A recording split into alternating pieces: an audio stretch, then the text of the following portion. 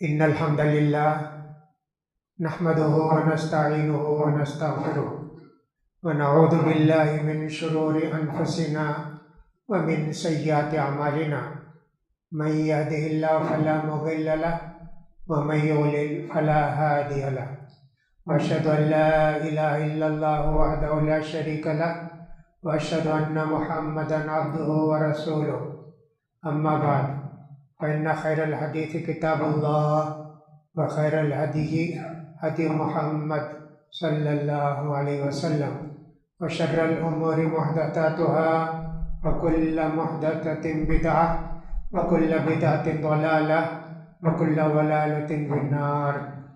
يقول سبحانه وتعالى في محكم تنزيله وما آتاكم الرسول فخذوه وما نهاكم عنه فانتهوا. ويقول كذلك لقد كان لكم في رسول الله أسوة حسنة لمن كان يرجو الله واليوم الآخر. حاضرین جمعہ اور خواتین اسلام، خطبہ مسنونہ کے بعد میں نے ایک آیت تلاوت کی. اس کے اندر اللہ تعالیٰ ارشاد فرماتے ہیں سورہ حشر میں، جو کچھ اللہ کے رسول تم کو بتائیں وہ کرو، اور جس چیز سے اللہ کے رسول روکیں اس سے رک جاؤ. دوسری آیت کا ٹکڑا سورہ احزاب کا ہے کہ اللہ تعالیٰ نے فرمایا یقیناً تمہارے لیے اللہ کے رسول کی زندگی میں نمونہ ہے. یہ نمونہ وہ اپنائے گا جس کا ایمان ہوگا آخرت پر اور اللہ پر. نبی کریم صلی اللہ علیہ وسلم کی سیرت طیبہ کے متعلق بہت ساری باتیں بتائی گئی. ہم نے اس سے پہلے بتایا تھا کہ نبی کریم صلی اللہ علیہ وسلم بچپن میں بکریاں چراتے تھے اور اس سے جو مزدوری ملتی تھی اپنے چچا کو لا کے دیتے تھے ابو طالب کو، اس لیے کہ ابو طالب کا خاندان بڑا تھا، بچے زیادہ تھے، کمائی بالکل کم تھی، فقر و فاقے میں زندگی گزارتی تھی. اس لیے اللہ کے رسول نے بھی محسوس کر کے اپنا جو کمایا ہوا پیسہ ہوتا لا کے چچا کو دیتے تھے. اس طرح آپ کی زندگی گزری. عرب میں ایک لڑائی ہوئی جس کا نام کہتے ہیں حرب الفجار. فجار کا مطلب ہوتا ہے نافرمانی، گناہ کی زندگی اور غلط کام. عرب کے دو قبیلوں کے اندر ایک بڑی لڑائی ہوئی، بنو حوازن کے اندر بھی اور دوسرے قبیلے کے اندر بھی. 4 دن مسلسل یہ لڑائی ہوتی رہی. بہت سارے لوگ مارے گئے. بنو حوازن اور بنو کنانہ یہ 2 قبیلے لڑے، بہت لڑے. چوتھے دن بھی اللہ کے رسول صلی اللہ علیہ وسلم چوتھے دن گئے. اس دن تو لڑائی نہیں ہوئی، البتہ یہ ہوا کہ لڑائی بہت ہو گئی، سب لوگ مرتے جاتے ہیں. اس لیے 1 سال کے بعد ہم اس پر غور کریں گے، تب لڑنے کی ضرورت ہوگی تو لڑیں گے. تو 1 سال کے بعد جمع ہوئے تو اس وقت اعلان ہوا اب اس کے بعد لڑائی ختم، اب اس کے بعد کوئی لڑائی نہیں ہوگی. تو اللہ کے رسول لڑائی میں شرکت نہیں کیے، چوتھے دن کی لڑائی میں تھے اور اٹھا کے اپنے رشتہ داروں کو تیر کمان جو ہوتی نا اس میں تیر دیا کرتے تھے، اس ایک روایت میں آتا ہے. لیکن دوسرا کوئی کام اللہ کے رسول نے نہیں کیا. ایک بات یہ ہوئی، اللہ کے رسول صلی اللہ علیہ وسلم کی سیرت طیبہ میں ایک ذکر آتا ہے حلف الفضول. مکہ امن والی بستی ہے، سارے لوگ حج عمرے کے لیے آتے ہیں. وہاں امن و امان قائم کرنا انتہائی ضروری ہے. اللہ تعالیٰ نے فرمایا فَلْيَعْبُدُوا رَبَّ هَٰذَا الْبَيْتِ الَّذِي أَطْعَمَهُم مِّن جُوعٍ وَآمَنَهُم مِّن خَوْفٍ. وہاں کسی کا کوئی خوف نہیں. جاہلیت میں بھی ایسا کرتے تھے، اپنے باپ کا قاتل بھی اگر وہاں کہیں ملتا مسجد حرام کے اندر کچھ بھی نہیں کرتے، اس کو باہر ملتا تو سب کچھ کر دیتے. تو بیت حرام کا، مسجد حرام کا اتنا احترام تھا. مکے کا بھی احترام تھا لیکن ذرا کچھ کم تھا مسجد حرام کے مقابلے میں. تو اس طرح مسجد کو مکے کو امن والا شہر بنانا بہت ضروری تھا۔ ایک آدمی آیا تجارت کا مال لے کے، عاص بن وائل، یہ بڑا آدمی تھا مالدار، اس نے کچھ مال خریدا اور جب یہ آدمی پیسے مانگنے گیا تو انکار کر دیا کہ نہیں دیں گے پیسہ۔ تو یہ بھی میں نے سنایا تھا۔ بعد میں یہ انجمن قائم ہوئی، ایک طرح کا کچھ لوگوں نے بیٹھ کر پیکٹ کیا، ہم لوگ مظلوموں کی مدد کریں گے، مکے کو امن والا شہر بنا کے رکھیں گے۔ تو اس طرح یہ حلف الرسول قائم ہوا، اور جا کے ان لوگوں نے عاص بن وائل سے کہا تو اس نے پیسے واپس کر دیے، قیمت چکا دی۔ دوسرا ایک واقعہ بھی پیش آیا، وہ اس طرح کہ ایک آدمی حج کے لیے آیا، اس کے ساتھ اس کی ایک بیٹی تھی جو بہت ہی زیادہ خوبصورت تھی۔ ایک آدمی جو مکے کا تھا، نبیہ بن حجاج، اس نے اس کو کڈنیپ کر لیا، اس بچی کو کڈنیپ کر لیا، بہت زیادہ خوبصورت تھی، لے جا کے اپنے گھر میں چھپا کے رکھا۔ اب یہ آدمی تلاش کیا، اپنی بیٹی کو نہیں نظر آئی، تو وہی مسجد حرام میں کھڑے ہو کر اعلان کرنے لگا، لوگوں، حلف الرسول والوں میری مدد کرو، میں مظلوم ہوں۔ ایسا کہا، ان لوگوں نے کہا بولو جی زور سے حلف الرسول والوں کو۔ لوگ سب تیار ہو کے آ گئے، حلف الرسول کے جتنے ممبر تھے اور ان کا ساتھ دینے والے اپنی تلواریں لے کر آ گئے۔ کہا کیا بات ہے؟ کہا میری بیٹی کو فلاں آدمی اغوا کر کے لے گیا ہوگا، تو میں چاہتا ہوں کہ میری بیٹی مجھے واپس مل جائے۔ یہ لوگ پہنچے نبی بن حجاج کے گھر کو، وہ بھی کافر نہ، ابھی تو کفر کا ہی زور تھا، وہاں کفری کفر تھا، ابھی اللہ کے رسول نبی نہیں بنے تھے۔ جا کے اس سے کہا اور اس کو قتل کی دھمکی دی، تو لا کے اس بچی کو واپس کر دیا۔ ایسا بھی ایک واقعہ اللہ کے رسول صلی اللہ علیہ وسلم کے زمانے میں ہوا، اور اللہ کے رسول بھی اس کمیٹی کے یہ ممبر تھے۔ مدینہ میں ایک مرتبہ اللہ کے رسول نے کہا، عبداللہ بن جدعان کے گھر میں ہم لوگ جو بیٹھ کر مظلوموں کی مدد کرنے کا پیکٹ کیے، مجھے اتنا پسند ہے کام کہ اس کے بدلے سرخ اونٹ بھی ملے تو میں اس کو معمولی سمجھوں گا، اور اگر آج بھی اس طرح کی کوئی انجمن قائم ہوتی ہے تو میں اس کا ممبر بنوں گا۔ ایسا اللہ کے رسول صلی اللہ علیہ وسلم نے فرمایا۔ اس وقت اللہ کے رسول صلی اللہ علیہ وسلم کی عمر 20 سال کے قریب رہی ہوگی، 1-2 سال کم زیادہ رہے ہوں گے۔ اب اس کے بعد ابو طالب نے مکے کے اندر ایک خاتون تھی جن کا نام تھا خدیجہ بنت خویلد، بڑی مالدار خاتون تھی۔ وہ 2 شوہر تھے، اس کے ایک انتقال ہوا تو شادی کی، پھر شادی کی تو پھر انتقال ہوا، اس طرح 2 شادیاں ہو چکی تھی، بیوہ تھی۔ تجارت کا مال بہت تھا اس کے پاس، مال لوگوں کو تجارت کے لیے بھیجتی تھی۔ عورت تجارت نہیں کر سکتی تھی، اس لیے کہ سفر کر جانا پڑتا نا، ملک شام کو جانا پڑتا، ملک یمن کو جانا پڑتا، راستے میں کتنی پریشانیاں ہوتی ہیں، تکلیفیں ہوتی ہیں، عورت یہ سب برداشت نہیں کر سکتی۔ لیکن آج کل کے حالات میں عورتوں کے لیے کاروبار کر سکتی ہے اپنی بستی میں رکھ کے، اور آج کل تو آپ جانتے ہیں آن لائن کا زمانہ ہے، عورتیں بھی بہت سارا کاروبار جو ہے آن لائن سے کرتی ہیں، اپنی بہنوں کے لیے کپڑے وغیرہ کا ایسا کاروبار کرتی ہیں۔ لیکن اس زمانے میں ایسے نہیں تھا، تجارت کا مال لے کر جانا، بیچنا، پھر وہاں سے مال خرید کے لانا، ایسے تھا۔ تو خدیجہ تو نہیں کر سکتی تھی، اس لیے وہ بھیجتی تھی لوگوں کو۔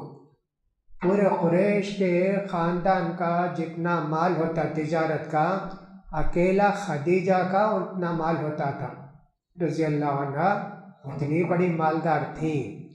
تو ابو طالب نے بھتیجے سے کہا، بھتیجے دیکھو میں بہت زیادہ پریشان ہوں کہ صاحب بھوکا پیاسا بھی رہنا پڑتا ہے، آمدنی بالکل نہیں ہے، تم جا کے اس خاتون سے کہو کہ میں بھی تمہارے مال سے تجارت کرنا چاہتا ہوں، ضرور تمہاری بات مانے گی وہ۔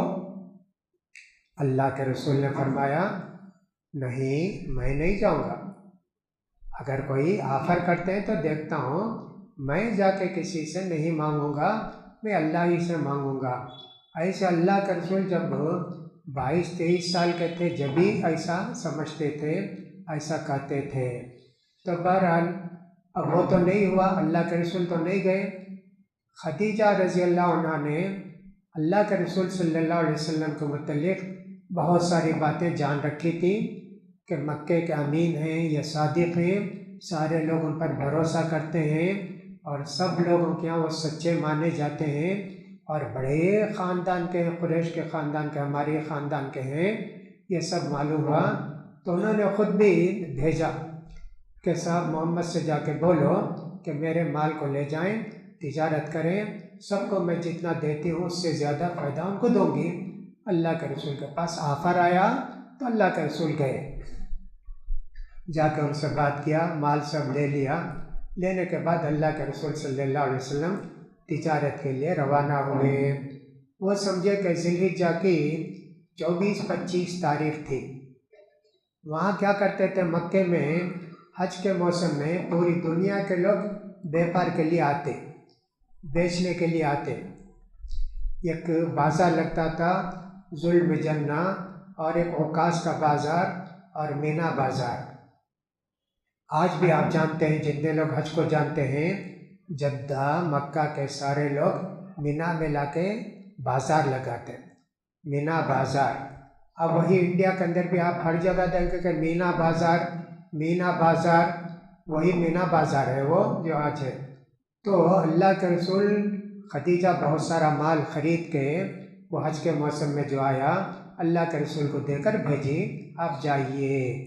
تو میں نے کہا ذی الحجہ کی 24 تاریخ نہیں ہوگی، 25 تاریخ نہیں ہوگی، سب اللہ کے رسول کے۔ خدیجہ رضی اللہ عنہ ایسا بھی کرتی تھی، اپنا ایک امانت دار غلام تھا، ان کو بھی ساتھ بھیجتی تھی، یہ دیکھو کیا کرتے، کیسا بیپار کرتے، کچھ لوگوں کے ساتھ بھیجتی تھی۔ اللہ کے رسول کے ساتھ بھی میسرہ جو نام تھا ان کا، اور غلام کا، ان کو بھیجی کہ دیکھو یہ کیسے بیپار کرتے ہیں۔ اللہ کے رسول گئے، بہت زیادہ کمائے اور وہاں سے سامان بھی بہت سستا لے کر آئے۔ میسرہ نے ان کو ہر طرح نوٹ کیا تھا، جھوٹ بولتے ہیں کیا، غلط وعدہ کرتے ہیں کیا، دھوکہ دیتے ہیں کیا، کچھ بھی نہیں۔ آ کے بہت تعریف کیا کہ صاحب اتنے امانت دار آدمی ہیں، فلاں ہیں۔ بہرحال حضرت خدیجہ نے جتنا دینا تھا اللہ کے رسول کو دیا۔ اب اللہ کے رسول کی عمر 25 سال ہو گئی تھی، عام طور پر شادی ہو جاتی تھی۔ اللہ کے رسول صلی اللہ علیہ وسلم کی شادی 25 سال ہو کر بھی نہیں ہوئی تھی، نہ آپ کو عورتوں کی طرف خواہش تھی کہ صاحب فلاں کرنا، نامرد نہیں تھے اللہ کے رسول، بہادر تھے، شجاعت تھے، سب کچھ تھے، لیکن جن کی توجہ آخرت کی طرف ہوتی ہے وہ شادی وادی نہیں کرتے۔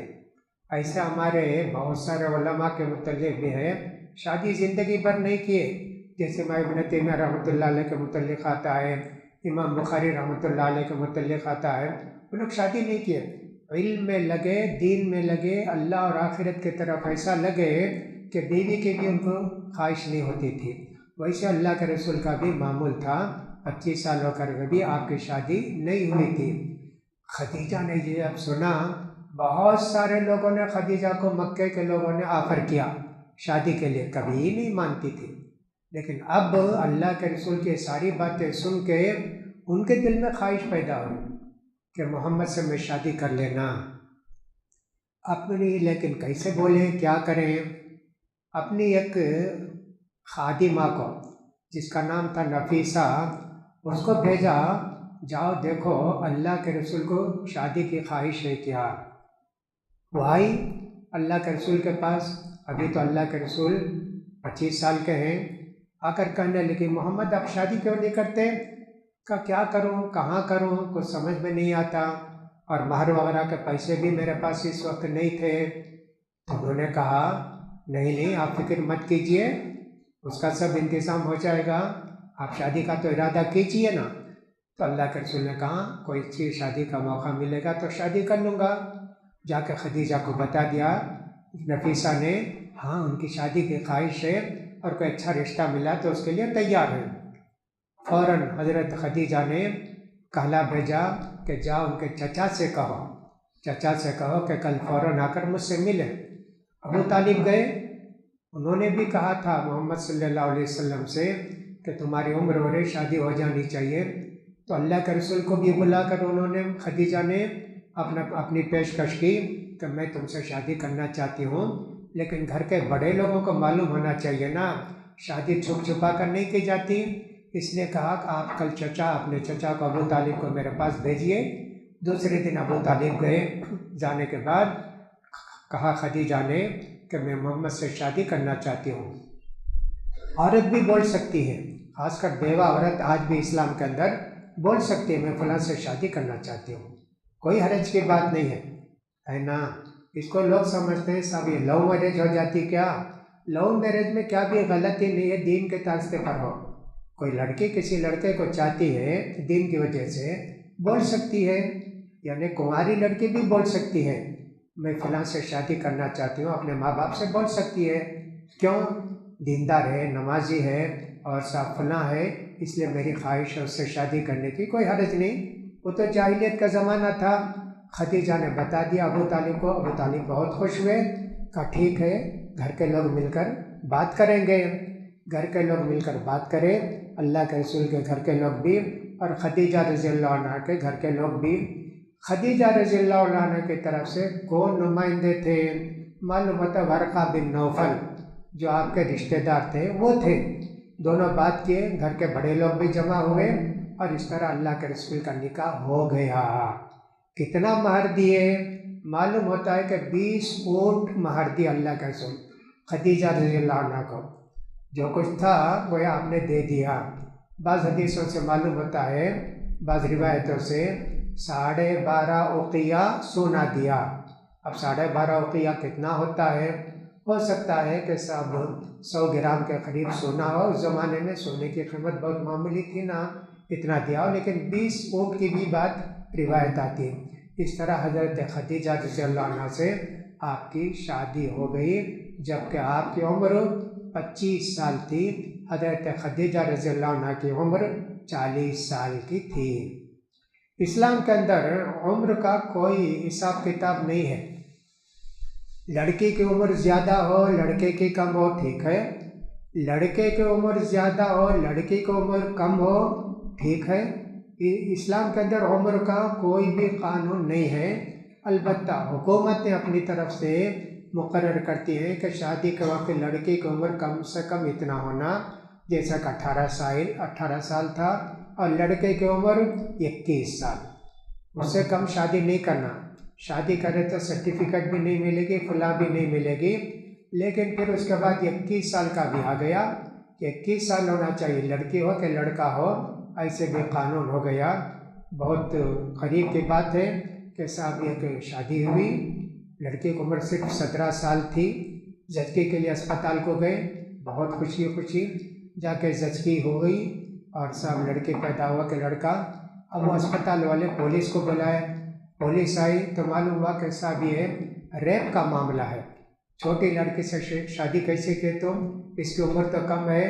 پھر وہ کیا ہوا، اس کو 3 مہینے جیل میں رکھے، کیا ہے، ایسے بھی خبر آئی تھی۔ تو حضرت خدیجہ کی عمر زیادہ تھی، لیکن کوئی حرج کی بات نہیں۔ اللہ کے رسول صلی اللہ علیہ وسلم نے حضرت خدیجہ کی زندگی میں دوسری شادی نہیں کی، اتنا سکون اطمینان سب کچھ تھا کہ اللہ کے رسول حضرت خدیجہ کی زندگی میں شادی کسی سے نہیں کیے۔ اللہ کے رسول کی عمر جب 53 سال کے قریب ہوئی تب حضرت خدیجہ کا انتقال ہوا، تو اللہ کے رسول صلی اللہ علیہ وسلم نے دوسری شادی کی۔ اس طرح اللہ کے رسول کی زندگی کے حالات ہیں، اللہ کے رسول صلی اللہ علیہ وسلم کس قدر پاک باز تھے، اور اللہ کے رسول صلی اللہ علیہ وسلم کی سیرت طیبہ کے متعلق ہم کو بہت ساری باتیں جاننے کی ضرورت ہے، لہٰذا یہ باتیں عرض کی گئی۔ پھر اس کے بعد نبوت کا دور شروع ہوتا ہے، اس کے متعلق انشاءاللہ پھر بیان کریں گے۔ اللہ سے دعا کہ اللہ تعالیٰ ہمارے رسول کی محبت ہمارے دلوں میں پیوست کر دے، سب سے زیادہ محبوب بن جائیں، آپ کی باتوں پر عمل کرنے کا اللہ تعالیٰ ہم سب کو توفیق دے۔ اللہ تعالیٰ ہم کو ہر قسم کی پریشانی سے بچائے، ہر قسم کے ظلم و ستم سے بچائے، اللہ تعالیٰ ایمان کی حالت میں رکھ کے ایمان کی حالت میں اپنے پاس بلا لے۔ اقول قولی ھذا واستغفر اللہ لی ولکم ولسائر المسلمین فاستغفروہ انہ هو الغفور الرحیم۔